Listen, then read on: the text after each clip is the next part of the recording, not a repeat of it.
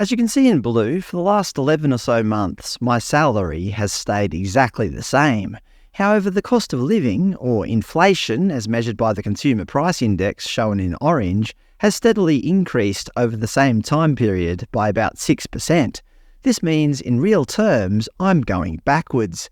As I succinctly labelled this chart, my poverty progression. I'm still doing exactly the same work. I haven't slacked off or anything. Perhaps I should. Essentially, I'm being paid less for doing the exact same work. My purchasing power is going backwards. To be fair, the university are currently in negotiations. They send us an update email now and again. And by the sounds of it, the current sticking point is whether we'll be getting a 4% or a 4.5% pay rise. These negotiations have been ongoing for months. But regardless of the result, my salary is not going to keep up with the cost of living. I will be getting poorer in real terms. I thought the Queensland Government might be able to help, silly me, with regards to power prices at least. Oh no, the government-owned Ergon Energy, which is the only supplier that I'm allowed to use, is raising their prices as of yesterday, 1st of July 2023, by 28.7%. Let's add that to my little graph. Suddenly, my 4 or 4.5% pay rise shown in yellow isn't looking so good anymore. Thank you, Queensland Government. Does anybody else just think that this is completely ridiculous?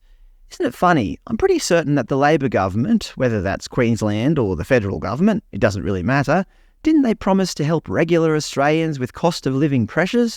Actually, here's what the Prime Minister promised before he was elected. Labor's plans are aimed at easing cost of living pressures. We will build more affordable housing, we'll fix the crisis in aged care, we'll fix the national broadband network, blah blah blah. I can promise you this, I will lead with integrity and I will treat you with respect. Is this graph indicative of a person being treated with respect? What happened to my cost of living? The government have completely lost control of the electricity market. A 29% increase as compared to my maybe 4% increased salary? It's absolutely bonkers. Not to mention that the Queensland Government completely wasted $223 million on a do-nothing quarantine facility. In total, only 730 people were ever housed in this facility, costing the taxpayer more than $300,000 per patient. Remembering that we're currently in a housing and rental crisis, here's an actual shed that's up for rent for $350 a week. Apparently anything goes for accommodation now here in Australia. According to an investigation held by the Courier Mail, Queenslanders are desperate to find a property. Real estate agents have been placing limits on property viewings. Tenants have been submitting high-level resumes and offering cash in advance. Caravan parks have 0 vacancies. Parents and children have been living in motels for months. And people have been forced to find strangers online to live with in a bid to keep off the streets.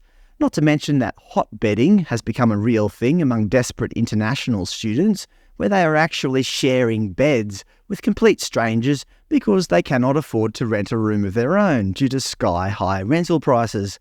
They essentially split the rent of a bedroom with strangers to use a bed that is only available between certain hours. When one person is not in bed, somebody else is.